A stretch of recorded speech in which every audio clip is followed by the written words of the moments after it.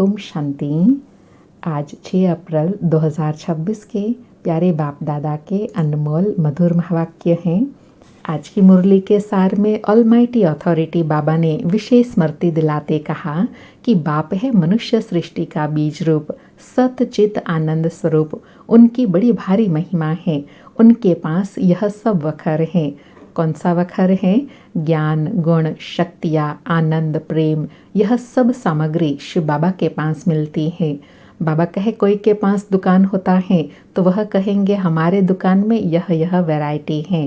बाबा भी कहते हैं मैं ज्ञान का सागर, आनंद का सागर, शांति का सागर हूँ। मेरे पास यह वखर अभी मौजूद है जो अभी संगम पर आकर डिलीवर करता हूँ तुम बच्चों को। जो कुछ भी मेरे पास है वह सब डिलीवर करता हूँ। फिर जो जितना धारण करे अथवा जो जितना पुरुषार्थ करे। और ब्राह्मण जीवन का महत्व बताते कहा कि यह तुम्हारा सर्वोत्तम ब्राह्मण कुल है। गाया भी जाता है अतीन्द्रिय सुख गोपी वल्लभ के गोप गोपियों से पूछो, अर्थात संगम युगी ब्राह्मण बच्चों से पूछो। बाबा कहे तुमको अब लॉटरी मिलती है। जब कोई चीज़ सहज मिल जाती है तो उसकी इतनी खुशी नहीं होती है, लेकिन बहुत पुरुषार्थ के बाद जब मिलती है तो उसकी बहुत खुशी होती है। जैसे बाबा कहे कोई गरीब साहूकार बन जाते हैं तो कितनी खुशी होती है। तो अब बाबा कहे तुम बच्चों को भी कितनी खुशी होनी चाहिए। जिस पिता को हम इतने जन्म जन्मांतर से याद करते आए वह अभी हमारे सन्मुख है सर्व खजानों से भरपूर करने के लिए। तो बाबा कहे जितना जो पुरुषार्थ करेगा उतना पाएगा। मुख्य बात बाप कहते हैं बच्चे अपने मोस्ट बिलवेड बाप को याद करो। और विशेष कहा कि हम आत्माओं का बाप शिव बाबा हैं। फिर वह शिक्षक भी है, गुरु भी है, सुनार भी है, बैरिस्टर भी है। और साथ में कहा कि शिव बाबा तो कितना बड़ा बैरिस्टर हैं, सबको रावण की जेल से छुड़ाते हैं। और साथ में कहा कि इस समय तुम सभी आत्माएं रावण के शोक वाटिका में हो। बाप आते हैं रावण की जेल से छुड़ाई सर्व को सदगति देने। सुनते हैं प्यारे बाप दादा के मधुर महावाक्य। आज बाबा कहे मीठे बच्चे, बाप के पास जो वखर अर्थात सामान है उसका पूरा ही अंत तुम्हें मिला है। तुम उसे धारण करो और कराओ। बाबा कहे मेरे पास जो भी ज्ञान, गुण, शक्तियों का खजाना है उस सब का अंत अर्थात उसका ज्ञान मैंने तुम बच्चों को दे दिया है। अब उसे धारण करो और कराओ। आज मुरली से प्रश्न है, त्रिकालदर्शी बाप ड्रामा के आदि मध्य अंत को जानते हुए भी कल की बात आज नहीं बताते हैं क्यों? उत्तर में बाबा कहे बाप कहते हैं बच्चे अगर मैं पहले से ही बता दूं तो ड्रामा का मजा ही निकल जाए। यह लॉ नहीं कहता। सब कुछ जानते हुए मैं भी ड्रामा के वश हूँ। पहले सुना नहीं सकता, इसलिए क्या होगा तुम उसकी चिंता छोड़ दो। बाबा कहे जो होगा ड्रामा अनुसार होगा। और बाबा साथ में अंडरलाइन भी कराते हैं ना, ड्रामा कल्याणकारी है तो जो होगा कल्याण ही होगा। इसलिए तुम सब चिंताएं छोड़ दो। आज मुरली में गीत बजा, मरना तेरी गली, जीना तेरी गली, मरने के बाद चर्चा भी तेरी गली। ओम शांति। यह है पारलौकिक आत्माओं का बाप। आत्माओं से ही बात करते हैं। उनको बच्चे बच्चे कहने की प्रैक्टिस हो जाती है। भल शरीर बच्चे का है परंतु आत्माएं तो सब बच्चे ही है। हर एक आत्मा वारिस है अर्थात वर्षा लेने की हकदार है। बाप आकर कहते हैं बच्चे तुम हर एक को वर्षा लेने का हक है। बेहद के बाप को बहुत याद करना है, इसमें ही मेहनत है। बाबा कहे वर्षा लेने के अधिकारी सभी हैं, लेकिन वर्षे के अधिकारी बनने की विधि क्या है? याद की, जिसमें ही मेहनत है। बाबा परमधाम से आए हैं हमको पढ़ाने। साधु संत तो अपने घर से आते हैं व कोई गांवड़े से आते हैं। बाबा तो परमधाम से आए हैं हमको पढ़ाने। बाबा नशा भी दिला रहे हैं और अहमियत भी बता रहे हैं कि बाकी मनुष्य तो इसी दुनिया में कहीं न कहीं से आते हैं, लेकिन शिव बाबा हमें पढ़ाने के लिए कितना दूर परम धाम से आते हैं हमारे लिए। बाबा कहे यह किसी को मालूम नहीं है। बेहद का बाप वही पतित पावन गॉडफादर है। उनको ओशन ऑफ नॉलेज भी कहते हैं। अथॉरिटी है ना, कौन सी नॉलेज है? ईश्वरीय नॉलेज। बाबा कहे ओशन ऑफ नॉलेज, ज्ञान का सागर मुझे कहते हैं ना, तो मुझ में कौन सा ज्ञान है? ईश्वरीय ज्ञान। बाप है मनुष्य सृष्टि का बीज रूप, सत चित आनंद स्वरूप। उनकी बड़ी भारी महिमा है। उनके पास यह वखर अर्थात सामग्री है। कौन सी? ज्ञान गुण शक्तियों की। बाबा कहे कोई के पास दुकान होता है, कहेंगे हमारी दुकान में यह वैरायटी है। बाप भी कहते हैं मैं ज्ञान का सागर, आनंद का सागर, शांति का सागर हूँ। मेरे पास यह सब वखर मौजूद है। बाबा कहे मेरी दुकान में यह सब सामान मिलता है। कौन सा? शांति का, आनंद का, प्रेम का, गुणों का, शक्तियों का। बाबा कहे जैसे मैं संगम पर आता हूँ डिलीवरी करने, जो कुछ मेरे पास है वह डिलीवर करता हूँ। फिर जितना जो धारण करे अथवा जितना पुरुषार्थ करे। बच्चे जानते हैं बाबा के पास क्या क्या है और एक्यूरेट जानते हैं। बाबा कहे यह तो बच्चे जान गए ना कि बाबा के खजाने में क्या क्या खजाने हैं। बाबा कहे आजकल किसी को अपना अंत कोई बताते नहीं है। गाया हुआ है किनकी दबी रही धूल में किनकी राजा खाए, किनकी चोर लुट जाए, किनकी आग जलाए, लेकिन सफली उनकी होंगी जो परमात्मा कार्य में सफल करेंगे। यह सब अभी की बात है। बाबा ने कितनी गुह्य बात बताई कि दुनिया में कोई भी अपना गुह्य राज नहीं बताता है, लेकिन शिव बाबा भगवान आकर अपना सारा अंत बताते हैं कि मेरे पास क्या क्या खजाने हैं और उन खजानों को तुम कैसे प्राप्त कर सकते हो। बाबा कहे आग लगेगी सब खत्म हो जाएंगे। राजाओं के पास अंदर बहुत बड़ी मजबूत गुफाएं रहती हैं। भल अर्थक्वेक हो, जोर से आग लगे तो भी अंदर से निकल आते हैं। तुम बच्चे जानते हो यहाँ की कोई भी चीज वहां काम नहीं आनी है। सतयुग में बाबा कहे खानियां भी सब नए सिर भरपूर हो जाती हैं। साइंस भी रिफाइन हो तुम्हारे काम आती है। तुम बच्चों की बुद्धि में अब सारा ज्ञान है। बाबा कहे यह सारी समझ, सारा ज्ञान अभी तुमको है कि सतयुग की कारोबार कैसे चलेंगी, अभी परिवर्तन कैसे होगा। बाबा कहे बच्चे जानते हैं हम सृष्टि के आदि मध्य अंत को जानते हैं। बाकी अंत का थोड़ा टुकड़ा है जिसको भी जान जाएंगे। बाबा पहले से ही सब कैसे बता दे। बाप कहते हैं मैं भी ड्रामा के वश हूँ। जो ज्ञान अब तक मिला है वही ड्रामा में नोंद है। जो सेकंड पास हुआ उनको ड्रामा समझना है। बाकी जो कल होगा वह देखा जाएगा। कल की बात आज नहीं सुनाएंगे। बाबा ड्रामा को पक्का करा रहे हैं कि ड्रामा में यह ज्ञान देने का अभी पार्ट है, 84 जन्मों की कहानी बताने का पार्ट है, लेकिन जो थोड़ा सा अंतिम समय का टुकड़ा है वह फिर आगे चलकर तुमको समझ में आता जाएगा। बाबा समय अनुसार बताते रहेंगे। बाबा कहे इस ड्रामा के राज तो मनुष्य समझते नहीं है। कल्प की आयु ही कितनी लंबी चौड़ी लगा दी है। इस ड्रामा को समझने की भी हिम्मत चाहिए।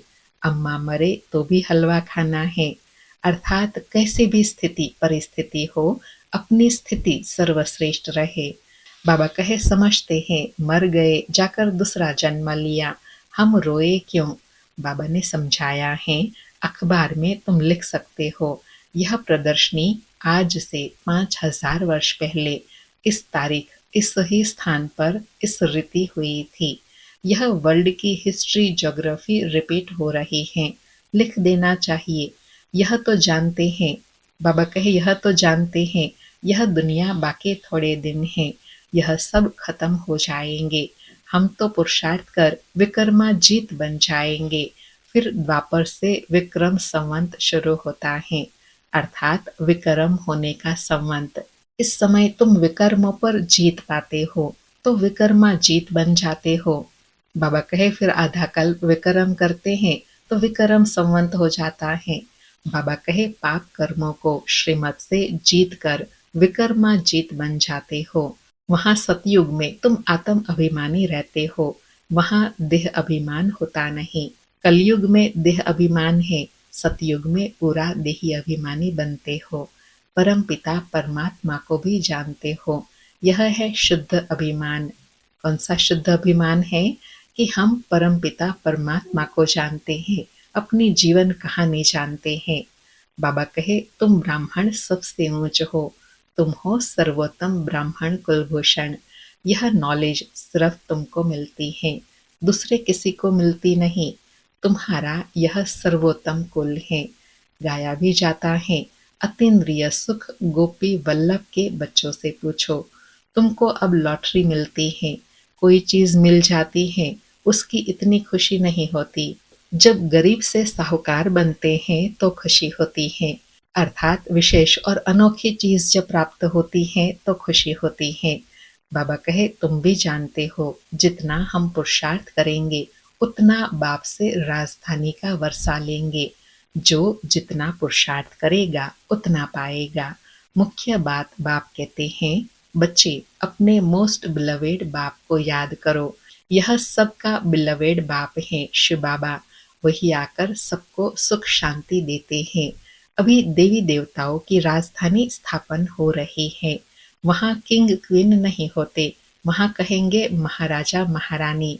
अगर भगवान भगवती कहे तो फिर यथा राजा रानी तथा प्रजा सब भगवान भगवती हो जाए। इसलिए भगवान भगवती कहा नहीं जाता, भगवान एक है। बाबा कहे, भगवान समान बन जाते हैं, इसलिए उनको भगवान भगवती कह सकते हैं, लेकिन साथ में प्रजा भी तो है ना, इसलिए भगवान का टाइटल सबको नहीं देते हैं, भगवान एक हैं। बाबा कहे, मनुष्य को भगवान नहीं कहा जाता।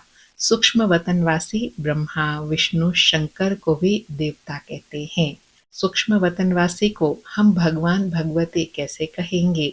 ऊंच ते ऊंच है मूल वतन, फिर सूक्ष्म वतन, यह है थर्ड नंबर स्थूल वतन। यह तुम्हारी बुद्धि में रहना चाहिए। हम आत्माओं का बाप शिव बाबा ही हैं, फिर शिक्षक भी है, गुरु भी हैं, सुनार बैरिस्टर आदि सब हैं। बाबा कहे, सबको रावण की जेल से छुड़ाते हैं। शिव बाबा कितना बड़ा बैरिस्टर हैं। बाबा लॉजिक बात समझा रहे हैं कि जैसे बैरिस्टर छुड़ाता है ना, ऐसे शिव बाबा सबसे बड़ा बैरिस्टर हैं जो रावण की जेल से छुड़ाते हैं। बाबा कहे, तो ऐसे बाप को क्यों भूलना चाहिए? क्यों कहते हैं बाबा हम भूल जाते हैं? माया के बहुत तूफान आते हैं। बाबा कहते हैं यह तो होगा, कुछ तो मेहनत करनी पड़े। बाबा कहे, कुछ तो पुरुषार्थ करेंगे ना, इतनी ऊंची प्राप्ति है। यह है माया से लड़ाई। तुम पांडवों की कोई कौरवों से लड़ाई नहीं है। पांडव कैसे लड़ाई करेंगे? फिर तो हिंसक हो जाएंगे। बाप कभी हिंसा नहीं सिखाते। बाबा कहे, मैं तो अभी डबल अहिंसक बनाता हूँ, तो फिर हिंसा कैसे कर सकते हैं? बाबा कहे, कुछ भी समझ नहीं सकते। वास्तव में हमारी कोई लड़ाई नहीं है। बाबा सिर्फ युक्ति बताते हैं। क्या बताते हैं? कि मुझे याद करो, माया का वार नहीं होगा। बाबा कहे, मैं सिर्फ युक्ति बताता हूँ। कौन सी? माया के वार से बचे रहने के लिए। कौन सी युक्ति है? मुझे याद करो, तो सदैव माया के वार से बचे रहेंगे। बाबा कहे, इस पर भी एक कहानी है। पूछा, पहले सुख चाहिए वा दुख? तो बोला सुख। दुख हो न सके सतयुग में। तुम जानते हो इस समय सभी सीताएं रावण की शोक वाटिका में हैं। यह सारी दुनिया सागर के बीच में लंका है। अभी सब रावण की जेल में पड़े हैं। सर्व की सदगति करने के लिए बाप आए हैं। सब शोक वाटिका में है। स्वर्ग में है सुख, नरक में है दुख। इसको शोक वाटिका कहेंगे। यह है अशोक स्वर्ग। बहुत बड़ा अंतर है। बाबा कहे, अभी के समय और सतयुग के समय में बहुत अंतर है, इसलिए अभी शोक वाटिका कहेंगे, सतयुग को अशोक वाटिका कहेंगे। बाबा कहे, तुम बच्चों को कोशिश कर बाप को याद करना चाहिए, तो खुशी का पारा चढ़ेगा। बाप की राय पर नहीं चलेंगे तो सोतेले ठहरे। अंडरलाइन। बाबा कहे, अगर बाप की राय पर नहीं चलेंगे तो सोतेले ठहरे, फिर प्रजा में चले जाएंगे। मातेले होंगे तो राजधानी में आ जाएंगे। राजधानी में आना चाहते हो तो श्रीमत पर चलना पड़े। श्री कृष्ण की मत नहीं मिलती है, मत है ही दो। कौन सी है दो मत? एक शिव बाबा की मत, दूसरी रावण की मत। बाबा कहे, अभी तुम श्रीमत लेते हो, फिर सतयुग में उसका फल भोगते हो। फिर द्वापर में रावण की मत मिलती है, सब रावण की मत पर असुर बन जाते हैं। तुमको मिलती है ईश्वरीय मत, मत देने वाला एक ही बाप है, वह है ईश्वर। तुम ईश्वरीय मत से कितना पवित्र बनते हो। बाबा इम्पोर्टेंस बता रहे हैं कि मत देने वाला कौन है और मत मिलती क्या है और उस मत से हम बनते क्या हैं। ईश्वर मत देते हैं जिससे हम पवित्र बनते हैं और जिसके आधार से ही विश्व का राज्य भाग्य लेते हैं। बाबा कहे पहला पाप है विषय सागर में गोता खाना। देवताए विषय सागर में गोता नहीं खाएंगे। कहेंगे क्या वहां बच्चे नहीं होते हैं? बच्चे क्यों नहीं होते? परंतु वह है ही वाइसलेस दुनिया, संपूर्ण निर्विकारी। तो बाबा कहे वहां की कारोबार भी ऐसे निर्विकारी चलेंगी। बाबा कहे वहां यह कोई विकार होते नहीं। बाप ने समझाया है देवताएं सिर्फ आत्म अभिमानी है, परमात्मा अभिमानी नहीं है। तुम आत्म अभिमानी भी हो, परमात्मा अभिमानी भी हो। पहले दोनों नहीं थे। अर्थात बाबा कहे सतयुग में आत्म अभिमानी सिर्फ रहते हैं, संगम पर आत्म अभिमानी और परमात्मा अभिमानी होते हैं, लेकिन पहले दोनों नहीं थे। लेकिन द्वापर कलयुग में दोनों नहीं थे। बाबा कहे सतयुग में परमात्मा को नहीं जानते, आत्मा को जानते हैं कि हम आत्मा यह पुराना शरीर छोड़ फिर जाई नया शरीर लेंगी। पहले मालूम पड़ जाता है अब पुराना शरीर छोड़ नया लेना है। बच्चा होता है तो भी पहले से साक्षात्कार हो जाता है। योग बल से तुम सारे विश्व के मालिक बन जाते हो। बाबा स्पष्ट कर रहे हैं कि सतयुग में आत्म अभिमानी कैसे कहा जाता है, क्योंकि वहां यह स्मृति व यह अनुभूति रहती है कि हम यह शरीर छोड़ने वाले हैं, अब जाकर हम नया शरीर धारण करेंगे, इसलिए उनको आत्म अभिमानी कहा जाता है। बाबा कहे योग बल से तुम सारे विश्व के मालिक बन जाते हो। तो क्या योग बल से बच्चे नहीं हो सकते? योग बल से कोई भी चीज को तुम पावन बना सकते हो। अंडरलाइन। बाबा कहे नाम ही योग बल है तो उसमें इतनी शक्ति है जो कोई को भी तुम पावन बना सकते हो। चाहे आत्मा है, चाहे प्रकृति के 5 तत्व हैं, पशु प्राणी सबको परिवर्तन कर सकते हो। बाबा कहे परंतु तुम याद भूल जाते हो, कोई को अभ्यास पड़ जाता है। बहुत सन्यासी लोग भी होते हैं जिनको भोजन का कदर रहता है, तो उस समय बहुत मंत्र पढ़कर फिर खाते हैं। तुमको भी परहेज तो बताई है, कुछ भी मांस मदिरा नहीं खाना है। तुम देवता बनते हो ना, देवताएं कभी कीचड़ पट्टी नहीं खाते, तो ऐसा पवित्र बनना है। बाबा भोजन का महत्व बता रहे हैं कि तुम देवता बनते हो तो शुद्ध भोजन ही खाना है। बाप कहते हैं मेरे द्वारा तुम मुझे जानने से सब कुछ जान जाएंगे, फिर जानने का कुछ रहेगा नहीं। बाबा ने कितनी सरल बात बताई कि तुम मुझे जान जाएंगे तो तुम सब कुछ जान जाएंगे और कुछ भी जानने का रहेगा ही नहीं। बाबा कहे सतयुग में फिर पढ़ाई भी और होती है। इस मृत्यु लोक की पढ़ाई का अब अंत है। मृत्यु लोक के सारी कारोबार खत्म हो, फिर अमर लोक की शुरू होंगी। इतना बच्चों को नशा चढ़ना चाहिए। अमर लोक के मालिक थे, तुम बच्चों को अतीन्द्रिय सुख, परम सुख में रहना चाहिए। परम पिता परमात्मा के हम बच्चे हैं अथवा स्टूडेंट हैं। परम पिता परमात्मा हमको अब घर ले जाएंगे। इनको ही परम आनंद कहा जाता है। बाबा साथ में स्पष्ट कर रहे हैं कि परम आनंद व अतीन्द्रिय सुख किसको कहेंगे? जब यह स्मृति और नशा बना रहे कि स्वयं परम पिता परमात्मा भगवान के हम बच्चे हैं अथवा स्टूडेंट हैं, वह हमको अपने साथ घर ले जाएंगे। बाबा कहे सतयुग में यह बातें होती नहीं, यह तुम अभी सुनते हो। इस समय ईश्वरीय फैमिली के हो। अभी का ही गायन है, अतीन्द्रिय सुख गोप गोपियों से पूछो। परम धाम का रहने वाला बाबा आकर हमारा बाप टीचर गुरु बनते हैं। तीनों ही सर्वेंट ठहरे, अर्थात यह तीनों ही संबंध दूसरों को प्राप्ति कराने वाले हैं। बाप बच्चे को प्राप्ति कराते हैं, टीचर स्टूडेंट को प्राप्ति कराते हैं और गुरु शिष्य को प्राप्ति कराते हैं। इसलिए बाबा कहे तीनों संबंध सर्वेंट के रूप में हैं।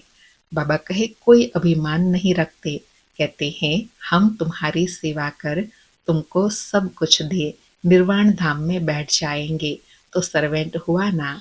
वाइसराय आदि हमेशा सही करते हैं तो ओबीडियंट सर्वेंट लिखते हैं। बाबा भी निराकार निरअहंकारी हैं, कैसे बैठ पढ़ाते हैं। बाबा कहे सोचो कितनी बड़ी ऑलमाइटी अथॉरिटी है और देखो कितना साधारण बैठे हैं और पढ़ाई कितनी ऊंच पढ़ाते हैं। बाबा कहे इतनी ऊंची पढ़ाई और कोई पढ़ा ना सके, इतनी पॉइंट्स कोई दे ना सके। मनुष्य तो जान नहीं सकते, इनको कोई गुरु ने नहीं सिखाया। गुरु होता तो बहुतों का होता, एक का होता है क्या। यह बाप ही पतितों को पावन बनाते हैं, आदि सनातन देवी देवता धर्म की स्थापना कर रहे हैं। बाप कहते हैं मैं कल्प कल्प कल्प के संगम युगे आता हूँ।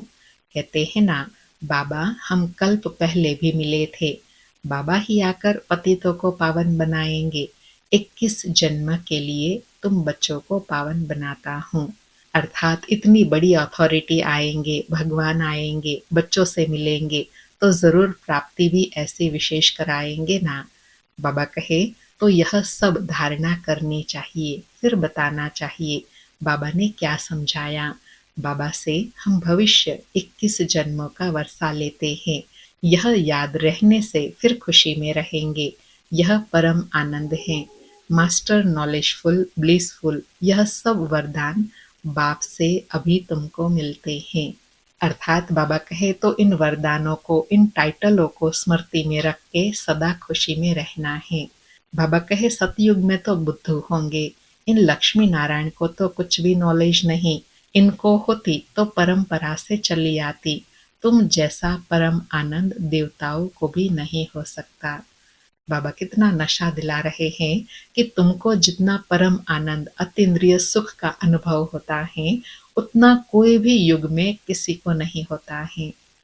अच्छा, मीठे मीठे सिकिलधे बच्चों प्रति माता पिता बाप दादा का याद प्यार और गुड मॉर्निंग। रूहानी बाप की रूहानी बच्चों को नमस्ते। हम रूहानी बच्चों की रूहानी माता पिता बाप दादा को याद प्यार गुड मॉर्निंग और नमस्ते नमस्ते। सारी मुरली से धारणा के लिए सार है। पहला पॉइंट, देवता बनने के लिए खान पान की बहुत शुद्धि रखनी है, बहुत ही परहेज से चलना है। योग बल से भोजन को दृष्टि दे शुद्ध बनाकर स्वीकार करना है। दूसरा पॉइंट, परम पिता परमात्मा के हम बच्चे अथवा स्टूडेंट हैं, वह हमें अब अपने घर ले जाएंगे। इसी नशे में रहे परम सुख परम आनंद का अनुभव करना है। आज का वरदान है सेवा की लगन द्वारा लौकिक को अलौकिक प्रवृत्ति में परिवर्तन करने वाले निरंतर सेवाधारी भव। स्पष्टीकरण है सेवाधारी का कर्तव्य है निरंतर सेवा में रहना, चाहे मनसा सेवा हो चाहे वाचा व कर्मणा सेवा हो। सेवाधारी कभी भी सेवा को अपने से अलग नहीं समझते। जिनकी बुद्धि में सदा सेवा की लगन रहती है उनकी लौकिक प्रवृत्ति बदलकर ईश्वरीय प्रवृत्ति हो जाती है। सेवाधारी घर को घर नहीं समझते लेकिन सेवा स्थान समझकर चलते हैं। सेवाधारी का मुख्य गुण है त्याग। त्याग वृत्ति वाले प्रवृत्ति में तपस्वी मूर्त होकर रहते हैं, जिससे सेवा स्वतः होती है। बाबा ने लौकिक प्रवृत्ति को अलौकिक प्रवृत्ति में परिवर्तन करने की विधि बताई कि निरंतर चाहे मनसा चाहे वाचा चाहे कर्मणा द्वारा सेवा चलती रहे, उसको ही ईश्वरीय प्रवृत्ति कहेंगे। आज का स्लोगन है अपने संस्कारों को दिव्य बनाना है तो मन बुद्धि को बाप के आगे अर्पित कर दो। अपने संस्कारों को दिव्य बनाना है तो मन बुद्धि को बाप के आगे अर्पित कर दो। आज के अव्यक्त इशारे हैं महान बनने के लिए मधुरता और नम्रता का गुण धारण करो। उसके लिए आज अभ्यास बताया कि किसी भी आत्मा को 2 घड़ी मीठे बोल बोल दो तो उस आत्मा को सदा के लिए भरपूर कर देंगे। यह 2 घड़ी की मधुर दृष्टि बोल उस आत्मा की सृष्टि बदल देंगे। दो मधुर बोल सदा के लिए बदलने के निमित्त बन जाएंगे। अर्थात मधुरता और नम्रता में इतनी शक्ति है जो दो घड़ी मधुर बोल मीठी दृष्टि से अनेक आत्माओं की सृष्टि बदलने के निमित्त बन सकते हैं। अच्छा, ओम शांति। शुक्रिया बाबा, शुक्रिया।